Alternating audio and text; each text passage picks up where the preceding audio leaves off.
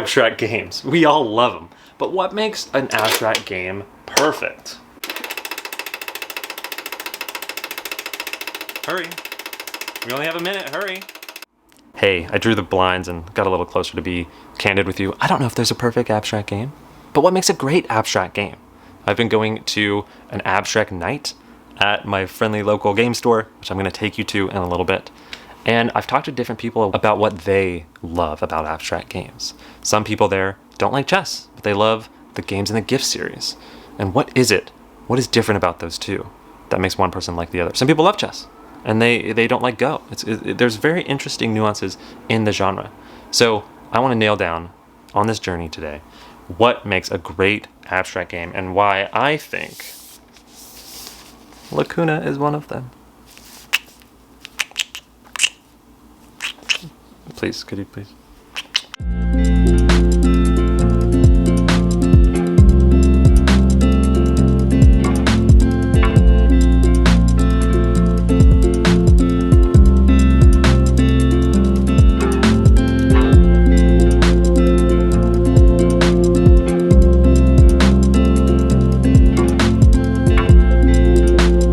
Before we go any further in the video, you should probably know how to play Lacuna.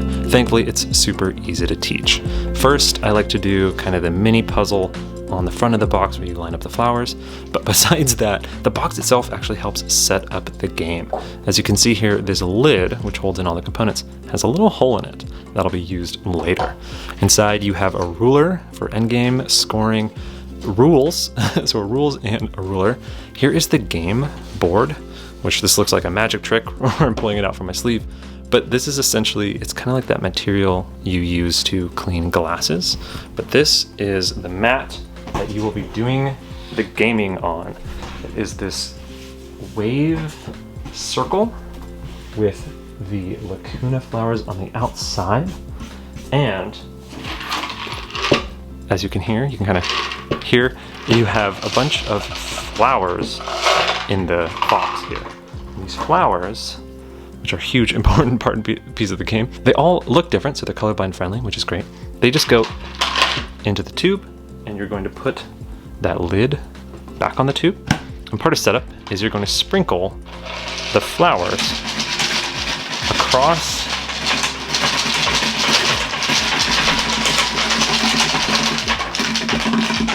the board. The game system makes sure all the pieces are mostly on the board and spread out nicely. So if any are stacking or on top of each other or maybe a little bit off the mat, the water's kind of mostly fine. Then that is good. You kind of do want to make sure it does take good use of the whole circle. And the last component is this little pouch with all these silver and gold pawns. These are the player pawns that they will be using.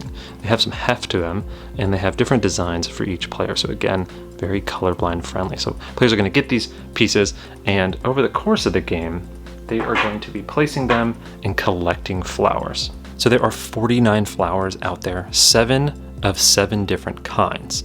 And you win the game by having a majority of the flowers. If they get a majority of the flowers in a color, they win that color. So if they get 4 or more of the flowers in that color, they win the color. And then you want a majority of the colors. So you want to win 4 or more colors. And there we go, we have it set up. So each player has 6 of their pawns. The start player, let's just say it's the silver, they get to take any flower into their score pile kind of, and then they get to take their first move. Taking one of the flowers is kind of a balancing thing for going first, but on their turn, players are just gonna go back and forth 6 times each, placing a pawn in between 2 flowers of the same color. Like, flowers can be as far apart as they want. So again, let's say it's the silver player, they can place in between these 2 oranges. You just have to have a center-center connection. There can't be any blocking. So like notice how this kind of olive color is blocking the 2 blues. So you can't place there because there's a flower blocking the connection. But they could place in between these 2 oranges because there's nothing in there. You can place anywhere along the line, so they could go super close to this, or they can go right in the middle, or, you know, like in this example here, with this orange and this orange, they could go all the way over here, or all the way over here, or just center of the line. After they place, they just collect the 2 flowers that they were in the middle of, and then it's the next player's turn. So maybe the gold player comes over here, they like these 2 oranges, they'll place right there, click this orange, and and then it goes back to the silver player. It's just gonna go back and forth, and at the end, it'll look something like this. I hope that transition worked. Well, as you can see, everyone has their 6 pawns each out, and over there, they started collecting a bunch of those flowers. As you can tell, even after placing all their 6 pawns, they didn't collect all the flowers. So even though sometimes, like in this example, silver over there has 4 blue, they've already won blue, there's still many colors of flowers up for the taking. So how do they collect the final colors? Well, judging by every pawn that's out there, you see if there's a flower closest to a certain color, and if it is, that color gets it. So notice this is gold, and this is gold, and there's no silver around any of these flowers. So this flower, this flower, this flower are definitely gonna go to the gold player. Same with these two. These two are next to this gold more than they're next to that silver or that silver. So these are also going to go to the gold player. If it's less obvious if a flower belongs to either the gold or the silver, depending on who's closest, you can use the ruler, which super helps. Like this one right here is said to be 7, whereas over here it's between 9. So you know that this flower belongs to the silver. And then you do this with every flower until all the flowers are off the board, and then you'll see who won a majority of the flowers. Here we are at the end with the silver and the gold, and as you can see, even though the gold took a ton of flowers, they only got majority in 3 of them. Whereas the silver, which took a little bit less, they got 4 for 4, so they won. So that's how to play Lacuna, and a 5-minute teach is pretty good for someone as rambly as I am. I think that's like a 3-minute teach for a normal person. And as I'm talking over this sped up version of me playing a game of Lacuna, both sides, I did want to say the next bit of the video is going to be me going to my local game store on Abstract Night, interviewing the runner of Abstract Night, Caleb, on what makes a great abstract to him, and then kind of using those talking points to talk about Lacuna and why I think it fits that so well. So let's go to the local game store now. I'm gonna go crazy right now. I'm gonna go 1-2. You're gonna go crazy balls? And you didn't even tell me you could do that. You can jump your own pieces. Yeah, but that one too? So as you can see, the hustle and bustle of Abstract Night. A ton of people playing different types of games. The first game there was Hens and Chickens, which is kind of a newer one. And right here is Caleb's kind of pile of games where you have GIF, you have Lines of Action, and Amazon's a ton of great ones. One of my favorite abstracts, Lines of Action. Just so clean. This edition here, I think is from 70s, 80s. You can see the pieces, how pretty this is, and the production itself. It does remind me of Lacuna with this mat and the pieces, and it just seems to be one of those things that at any moment, you know, during the gameplay, it does look like an art piece. It kind of does remind me of that Chris Berm abstract art idea. Oh, I realized I didn't talk about Chris Berm. Chris Berm is behind the wonderful GIF series, which have Czar and GIF and Link and just a ton of these classic abstract games, especially with the same look, which I absolutely love. It looks like art. And interestingly enough, Chris actually has a ton of abstract art. If you go to his Instagram page, there's a lot of interesting posts where it's essentially this idea of an image that looks like it could be a game.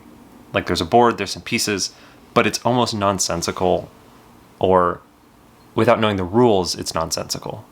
Where the image looks like it could be a game being played, but it's so hard to parse, or like just not knowing the rules, it's super foreign, that it just looks like art. And I love this idea, especially with Lacuna, where if someone just looks at the board, it looks like art. It looks like you're playing with art.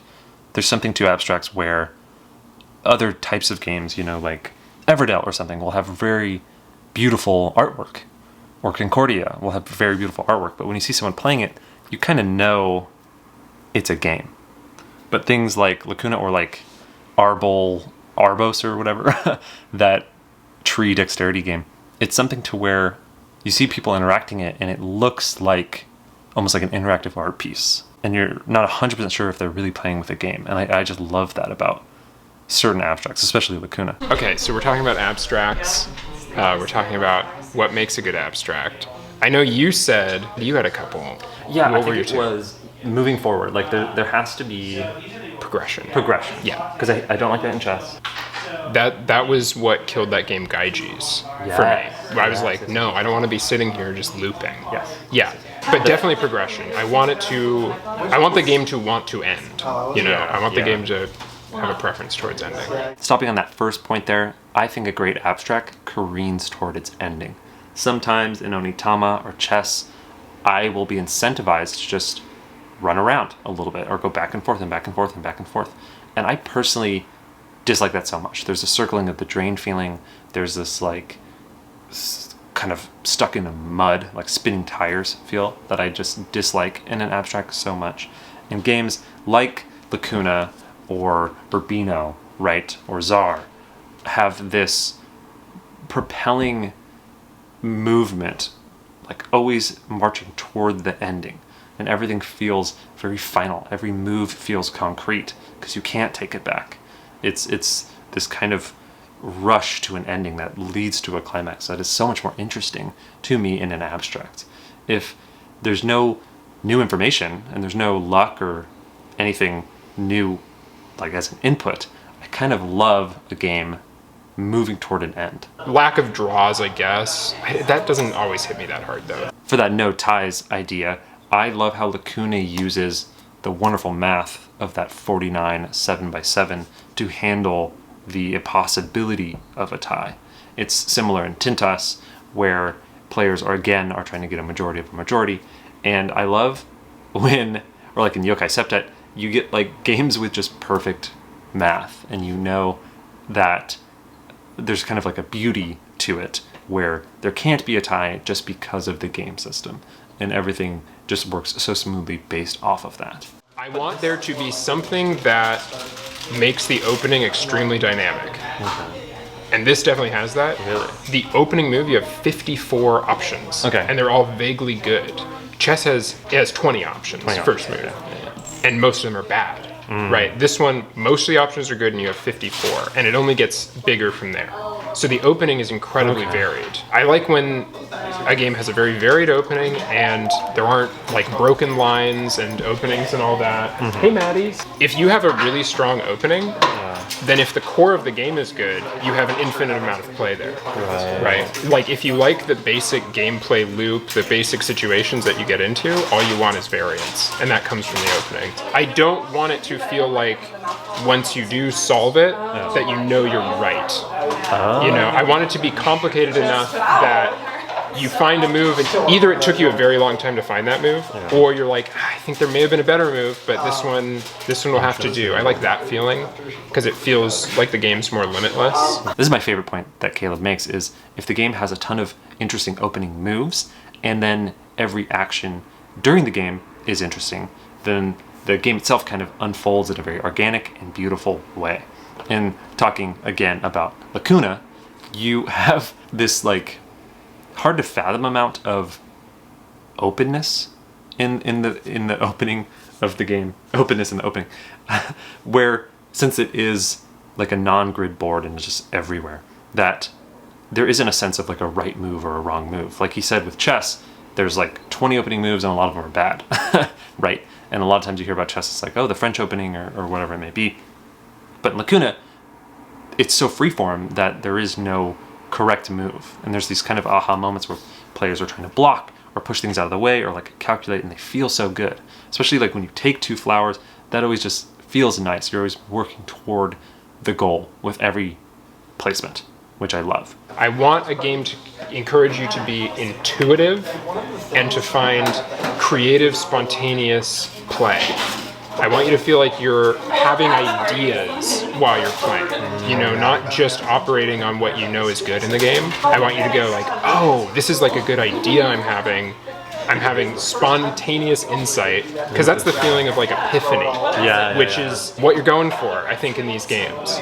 Is either large view, it's like strategic epiphany, but also turn to turn, you can have these epiphany moments where you find that incredible move in lines of action where it's defensive and offensive and it sets up a move and you're like, I feel like a genius for putting this together. And this point is so good. I want you to feel like you have ideas when you play. What a sensational way to phrase the play of Lacuna. Or that you don't know if it's the right move. Because it's so spatial. But there's something to where you can make plays of the game that feel smart You can block in interesting ways because you can go anywhere on that line, right? So sometimes you try to like push that line a little bit or eke out, get as close to the upper flower because you're blocking in interesting ways. I think players are open to so many options because it's very spatial that there is no right move, and there's space for a ton of like aha moments like that in the game. I think the spontaneous feeling and the feeling of like being pleasantly lost is like what you want to be in with abstracts, like at all times. I think that's the best thing to leave it on, is the idea of being pleasantly lost in a game. I've seen other coverage for Lacuna, and people have called it cozy or warm, and I've heard Caleb talk about games where you want to get like into a flow state, kind of like a runner's high, where you're so into the game and just feeling a little bit lost in it. And Lacuna does that so well, where you're into that flow state and you're pleasantly absorbed the entire time. And what else can you say to find in a great abstract than being pleasantly absorbed? Well, that's Lacuna. I hope you check this out because I think CMYK has done just a wonderful, wonderful job in it. Thank you so much for watching. Bye.